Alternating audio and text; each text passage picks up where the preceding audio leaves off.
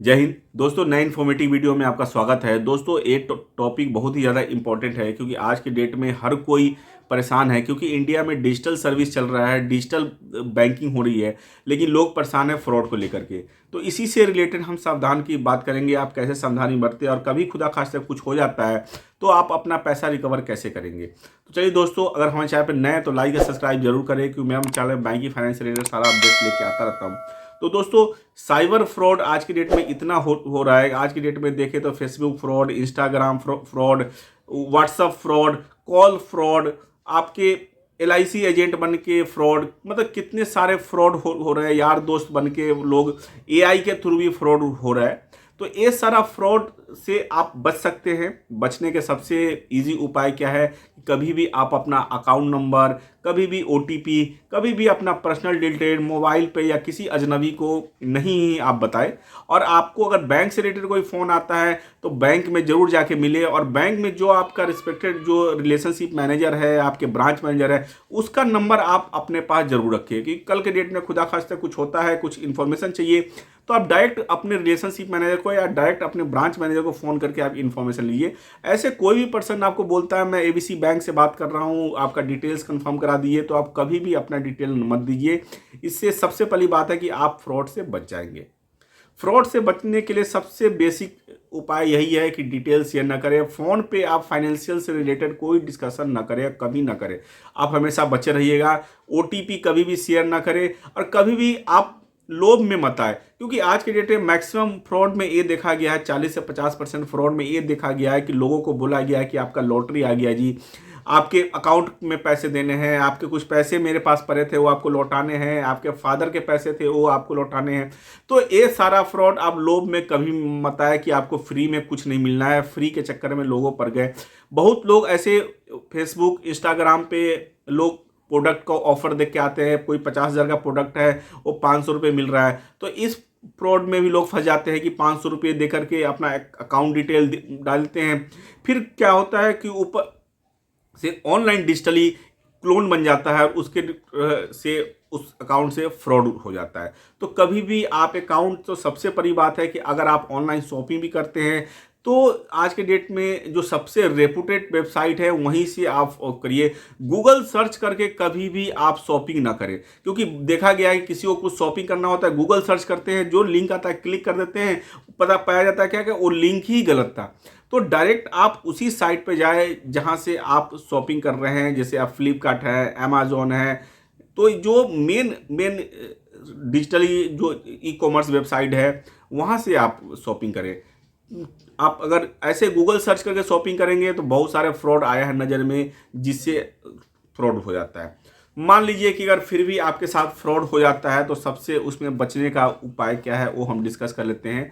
एक करके आप ध्यान रखिएगा, वीडियो के लास्ट तक बने रहिएगा, पूरा डिटेल से हम समझाएंगे कि आप कैसे, अगर आपके साथ खुदा खास्ते फ्रॉड हो जाता है तो सबसे पहले करना है क्या है, आपको 24 घंटे के अंदर, 24 आवर के अंदर अंदर आपको 1440 पे आपको कंप्लेन रेज करना है। जैसे आप 1440 पर कंप्लेन रेज कर देंगे, कंप्लेन रेज करने के बाद आप कंप्लेन का एक रिक्वेस्ट अपने पास रख लीजिए। 24 घंटे के अंदर आपने कर दिया है, 24 से 25 घंटे हो गए, फिर आपके पैसे वापस नहीं आएंगे। आगे बताऊंगा फिर कैसे वापस आएगा। सबसे पहले आपने 24 घंटे में कंप्लेन रेज कर दिया, उसके बाद आपको क्या करना है, एप्लीकेशन का आपको मेल पे आपको लेना है, उसका प्रिंट आउट करना है, उसका स्क्रीनशॉट लेना है और उसको सबसे पहले अपने बैंकर में, बैंक में जिस बैंक में आपका अकाउंट है वहाँ पे जाकर के आपको इन्फॉर्म करना है। आपको एक काम और करना है, बैंक में जाकर के आप फ्रॉड से रिलेटेड हर जगह आप डायरेक्ट ब्रांच मैनेजर, इस केस में आप किसी भी स्टाफ से न मिलिए, डायरेक्ट ब्रांच मैनेजर से आप मिलिए। ब्रांच मैनेजर आपको एक 1 पेजर फॉर्म देता है, फ्रॉड से रिलेटेड एक फॉर्म होता है। उस फॉर्म के अंदर आप सारा डिटेल भर करके आप साइबर क्राइम के अंदर जो आपने रिपोर्ट कराया वो डिटेल्स भी दीजिए। और एक चीज़ आप ध्यान रखिए, अगर आपको मैसेज से रिलेटेड फ्रॉड हुआ है, कोई मैसेज आया है उस पर क्लिक किया है, उस पर आपको हुआ है, या आपने फेसबुक से रिलेटेड फ्रॉड हुआ है, तो उसका आप प्रिंट आउट अपने पास जरूर रखिए क्योंकि आपके पास विटनेस होना चाहिए, आपके पास सारा का सारा प्रूफ होना चाहिए कि जिस जो आप आगे प्रूफ कर सके कि भाई आपने नहीं किया है। आपके पास पहले मैसेज आया, फिर आपने लिंक पे क्लिक किया, फिर लिंक पर क्लिक करने के बाद आपके साथ फ्रॉड हो गया। तो ये चीज़ आपको ध्यान देना है। उसके बाद क्या है, आप ब्रांच में जाएंगे तो ब्रांच में आप प्रॉपर वे में, पहला जिस बैंक में अकाउंट है आप कस्टमर केयर में भी आप कंप्लेन करिए प्रॉपर वे में, और जो भी कंप्लेन करें आप राइट डाउन जरूर करें।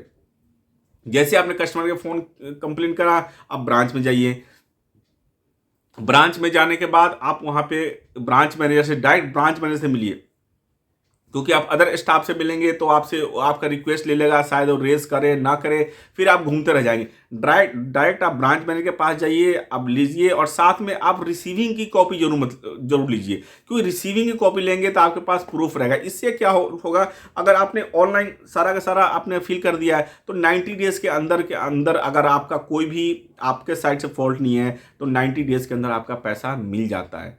ये सबसे बेस्ट तरीका है कि 90 डेज में आपका मिल जाएगा, लेकिन इसके अंदर आपके पास पूरी हार्ड कॉपी सारा प्रूफ आपके पास होना चाहिए। और घबराने वाली बात नहीं है, कभी भी फ्रॉड होता है तो आप पूरा क्लियर आगे अपने ब्रांच में साइबर सेल वाले को आप बता करके सारा का सारा आप देख सकते हैं। इसके अलावा एक दो तरीका और भी है कि अगर मान लीजिए कि आपको बैंक ने फिर भी मना कर दिया कि भैया हमारे पास पैसा नहीं आया है और हम जो भी ट्रांजेक्शन हुआ है वो आपके द्वारा ही किया गया है, तो उस कंडीशन में आप कोर्ट केस भी कर सकते हैं। कोर्ट केस करने के लिए सबसे बेस्ट तरीका क्या है, आपको एक एफआईआर दर्ज कराना है। एफआईआर दर्ज कराने के बाद आप देखेंगे तो आपके एरिया में किसी भी आप सीआरपीसी कोर्ट के अंदर जाकर के वहाँ लीगल हेड ऑफिसर्स के पास जाकर के आप रिक्वेस्ट दे सकते हैं। लीगल हेड ऑफिसर हर कोर्ट के अंदर होता है, उस कोर्ट में जाकर के आप रिक्वेस्ट देंगे, साथ में सारा का सारा प्रूफ देंगे, फिर वो लीगल जो पर्सन है वो पुलिस को एफआईआर देता है, पुलिस उसके अंदर छानबीन करता है, छानबीन करने के बाद वो फाइनल बताता है कि भैया आपको पैसा कब मिलेगा और कैसे मिलेगा। तो आप पैसा मिलने का बहुत सारे तरीके हैं, क्योंकि आपका पैसा मरेगा नहीं, मेहनत की कमाई है आपकी।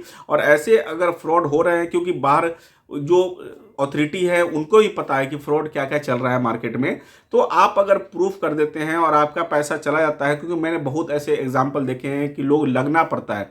इसमें ऐसा नहीं कि आपने कंप्लेन कर दिया आपका पैसा आ जाएगा, आप बैंक के ऊपर चिल्ला रहे हैं, आप कर रहे हैं, लेकिन नहीं, आपको 2-3 तरीके से करना है। पहला मैंने आपको साइबर क्राइम में बोला है कि आपको कॉल करना है, उसके बाद आपको बैंक के कस्टमर केयर में कॉल करना है, साथ में आपको ब्रांच मैनेजर से मिलना है। अगर ये तीनों तरीका से आपको पैसा नहीं आ जाता है तो आपको कोर्ट में जा एफआईआर दर्ज कराना है, पुलिस में जाकर के, पुलिस में जो लोकल आपका पुलिस है वहाँ एफआईआर दर्ज करना है। उसके बाद आपको कोर्ट में जाकर लीगल ऑफिसर से मिलना है। फिर वो सारा कुछ आप एक सारा कुछ कर लेते हैं तो जाहिर सी बात है आपका पैसा वापस हो जाएगा।